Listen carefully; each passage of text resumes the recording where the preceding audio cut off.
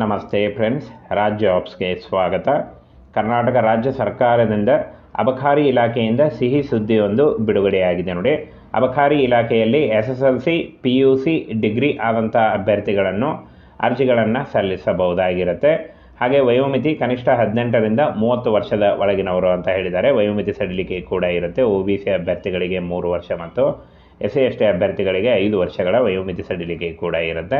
ಹಾಗೇನ ಅಬಕಾರಿ ಉದ್ಯೋಗಗಳಿಗೆ both male and female, ಪುರುಷ ಮತ್ತು ಮಹಿಳಾ ಅಭ್ಯರ್ಥಿಗಳು ಇಬ್ಬರು ಅರ್ಜಿಗಳನ್ನು ಸಲ್ಲಿಸಬಹುದು.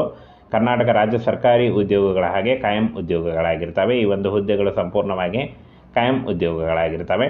ಹಾಗೆ SLC PUC ಮತ್ತು ಡಿಗ್ರಿ ಆದವರಿಗೆ ಅಬಕಾರಿ ಇಲಾಖೆಯಲ್ಲಿ ಉದ್ಯೋಗಾವಕಾಶ ಇರುತ್ತೆ. ಇನ್ನು ಸಂಬಳ 30,000ದಿಂದ 60,000ವರೆಗೆ ಪರ್ ಮಂತ್ ಸ್ಯಾಲ್ರಿ ಆಗಿರುತ್ತೆ. ಇದು ಜಾಸ್ತಿ ಕೂಡ ಆಗ್ತಾ ಹೋಗುತ್ತೆ. ಇನ್ನು ಫ್ರೆಂಡ್ಸ್, ವೇತನ ಶ್ರೇಣಿಯನ್ನು ಆಲ್ರೆಡಿ ತಿಳಿಸಿದ್ದೀನಿ.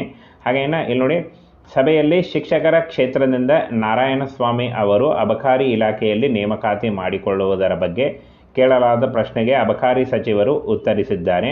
ಅನುಬಂಧ 1ರಲ್ಲಿ ಖಾಲಿ ಇರತಕ್ಕಂಥ ಹುದ್ದೆಗಳ ಸಂಖ್ಯೆ, ಈಗಾಗಲೇ ಕಾರ್ಯನಿರ್ವಹಿಸುತ್ತಿರುವ ಸಿಬ್ಬಂದಿಗಳ ಹಾಗೆ ವೇತನದ ಬಗ್ಗೆ ಕೂಡ ಮಾಹಿತಿಯನ್ನು ನೀಡಲಾಗಿದೆ ಅಂತ ಹೇಳಿದ್ದಾರೆ.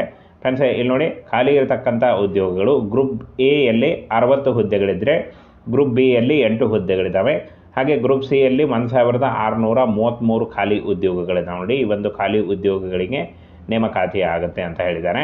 ಹಾಗೇನ ಗ್ರೂಪ್ ಡಿಯಲ್ಲಿ ಬರ್ತಕ್ಕಂಥ ಚಾಲಕರ ಹುದ್ದೆಗೆ ಹಿರಿಯ ವಾಹನ ಚಾಲಕರು 14 ಹುದ್ದೆಗಳು, ಅಬಕಾರಿ ಕಾನ್ಸ್ಟೇಬಲ್ 573 ಹುದ್ದೆಗಳು, ಹಾಗೆ ಮುಖ್ಯ ಪೇದೆ 165 ಹುದ್ದೆಗಳು, ಬೆರಳಚ್ಚುಗಾರ 46 ಹುದ್ದೆಗಳಿದ್ದರೆ ದ್ವಿತೀಯ ದರ್ಜೆ ಸಹಾಯಕರು 137 ಹುದ್ದೆಗಳು, ಶೀಘ್ರ ಲಿಪಿಗಾರರು 34 ಹುದ್ದೆಗಳು, ಹಾಗೆ ಪ್ರಥಮ ದರ್ಜೆ ಸಹಾಯಕರು 136 ಹುದ್ದೆಗಳು ಖಾಲಿ ಇದೆ.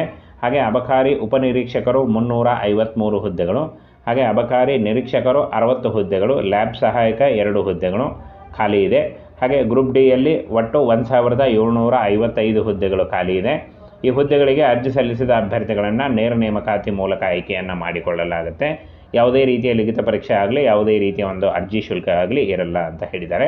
ಹಾಗೆ ಈ ಒಂದು ಹುದ್ದೆಗಳು ಫ್ರೆಂಡ್ಸ್ ಹಾಗೆ ನೇಮಕಾತಿ ಶುರುವಾಗಲಿದೆ ಅಂತ ಹೇಳಿದ್ದಾರೆ ನೋಡಿ. ಫ್ರೆಂಡ್ಸ್, ಇದಿಷ್ಟು ಒಂದು ಅಬಕಾರಿ ಇಲಾಖೆಯಲ್ಲಿ ಖಾಲಿ ಇರತಕ್ಕಂಥ ಹುದ್ದೆಗಳ ನೇಮಕಾತಿಯ ಒಂದು ಇನ್ಫಾರ್ಮೇಷನ್ ಆಗಿತ್ತು ನೋಡಿ. ಏನು ಕೆಲವೇ ದಿನಗಳಲ್ಲಿ ಈ ಒಂದು ನೇಮಕಾತಿಗೆ ಅರ್ಜಿಗಳನ್ನು ಕರೆಯಲಾಗುತ್ತೆ ನೋಡಿ. ನೋಟಿಫಿಕೇಶನ್ ಕೂಡ ಬಿಡುಗಡೆ ಮಾಡಲಾಗುತ್ತೆ. ಫ್ರೆಂಡ್ಸ್, ಕರ್ನಾಟಕ ಅಬಕಾರಿ ಇಲಾಖೆಯಲ್ಲಿ ಖಾಲಿ ಇರತಕ್ಕಂಥ ಹುದ್ದೆಗಳ ಒಂದು ಕಂಪ್ಲೀಟ್ ಡೀಟೇಲ್ಸ್ ಆಗಿತ್ತು. ಕರ್ನಾಟಕ ರಾಜ್ಯ ಸರ್ಕಾರದಿಂದ ಅಬಕಾರಿ ಇಲಾಖೆಯಿಂದ ಸಿಹಿ ಸುದ್ದಿಯೊಂದು ಬಿಡುಗಡೆಯಾಗಿದೆ ನೋಡಿ. ಅಬಕಾರಿ ಇಲಾಖೆಯಲ್ಲಿ SSLC PUC ಡಿಗ್ರಿ ಆದಂಥ ಅಭ್ಯರ್ಥಿಗಳನ್ನು ಅರ್ಜಿಗಳನ್ನು ಸಲ್ಲಿಸಬಹುದಾಗಿರುತ್ತೆ. ಹಾಗೆ ವಯೋಮಿತಿ ಕನಿಷ್ಠ 18ರಿಂದ 30 ವರ್ಷದ ಒಳಗಿನವರು ಅಂತ ಹೇಳಿದ್ದಾರೆ. ವಯೋಮಿತಿ ಸಡಿಲಿಕೆ ಕೂಡ ಇರುತ್ತೆ. OBC ಅಭ್ಯರ್ಥಿಗಳಿಗೆ 3 ವರ್ಷ ಮತ್ತು SC/ST ಅಭ್ಯರ್ಥಿಗಳಿಗೆ 5 ವರ್ಷಗಳ ವಯೋಮಿತಿ ಸಡಿಲಿಕೆ ಕೂಡ ಇರುತ್ತೆ. ಹಾಗೇನ ಅಬಕಾರಿ ಉದ್ಯೋಗಗಳಿಗೆ ಬೋತ್ ಮೇಲ್ ಆ್ಯಂಡ್ ಫಿಮೇಲ್, ಪುರುಷ ಮತ್ತು ಮಹಿಳಾ ಅಭ್ಯರ್ಥಿಗಳು ಇಬ್ಬರು ಅರ್ಜಿಗಳನ್ನು ಸಲ್ಲಿಸಬಹುದು. ಕರ್ನಾಟಕ ರಾಜ್ಯ ಸರ್ಕಾರಿ ಉದ್ಯೋಗಗಳ ಹಾಗೆ ಕಾಯಂ ಉದ್ಯೋಗಗಳಾಗಿರ್ತವೆ. ಈ ಒಂದು ಹುದ್ದೆಗಳು ಸಂಪೂರ್ಣವಾಗಿ ಕಾಯಂ ಉದ್ಯೋಗಗಳಾಗಿರ್ತವೆ. ಹಾಗೆ SLC PUC ಮತ್ತು ಡಿಗ್ರಿ ಆದವರಿಗೆ ಅಬಕಾರಿ ಇಲಾಖೆಯಲ್ಲಿ ಉದ್ಯೋಗಾವಕಾಶ ಇರುತ್ತೆ. ಇನ್ನು ಸಂಬಳ 30,000ದಿಂದ 60,000ವರೆಗೆ ಪರ್ ಮಂತ್ ಸ್ಯಾಲ್ರಿ ಆಗಿರುತ್ತೆ. ಇದು ಜಾಸ್ತಿ ಕೂಡ ಆಗ್ತಾ ಹೋಗುತ್ತೆ. ಇನ್ನು ಫ್ರೆಂಡ್ಸ್, ವೇತನ ಶ್ರೇಣಿಯನ್ನು ಆಲ್ರೆಡಿ ತಿಳಿಸಿದ್ದೀನಿ. ಹಾಗೇನ ಇಲ್ಲಿ ನೋಡಿ, ಸಭೆಯಲ್ಲಿ ಶಿಕ್ಷಕರ ಕ್ಷೇತ್ರದಿಂದ ನಾರಾಯಣಸ್ವಾಮಿ ಅವರು ಅಬಕಾರಿ ಇಲಾಖೆಯಲ್ಲಿ ನೇಮಕಾತಿ ಮಾಡಿಕೊಳ್ಳುವುದರ ಬಗ್ಗೆ ಕೇಳಲಾದ ಪ್ರಶ್ನೆಗೆ ಅಬಕಾರಿ ಸಚಿವರು ಉತ್ತರಿಸಿದ್ದಾರೆ. ಅನುಬಂಧ 1ರಲ್ಲಿ ಖಾಲಿ ಇರತಕ್ಕಂಥ ಹುದ್ದೆಗಳ ಸಂಖ್ಯೆ, ಈಗಾಗಲೇ ಕಾರ್ಯನಿರ್ವಹಿಸುತ್ತಿರುವ ಸಿಬ್ಬಂದಿಗಳ ಹಾಗೆ ವೇತನದ ಬಗ್ಗೆ ಕೂಡ ಮಾಹಿತಿಯನ್ನು ನೀಡಲಾಗಿದೆ ಅಂತ ಹೇಳಿದ್ದಾರೆ. ಫ್ರೆಂಡ್ಸ್, ಇಲ್ಲಿ ನೋಡಿ, ಖಾಲಿ ಇರತಕ್ಕಂಥ ಉದ್ಯೋಗಗಳು ಗ್ರೂಪ್ ಎಯಲ್ಲಿ 60 ಹುದ್ದೆಗಳಿದ್ದರೆ ಗ್ರೂಪ್ ಬಿಯಲ್ಲಿ 8 ಹುದ್ದೆಗಳಿದ್ದಾವೆ. ಹಾಗೆ ಗ್ರೂಪ್ ಸಿಯಲ್ಲಿ 1,633 ಖಾಲಿ ಉದ್ಯೋಗಗಳಿದ್ದಾವೆ ನೋಡಿ. ಈ ಒಂದು ಖಾಲಿ ಉದ್ಯೋಗಗಳಿಗೆ ನೇಮಕಾತಿ ಆಗುತ್ತೆ ಅಂತ ಹೇಳಿದ್ದಾರೆ.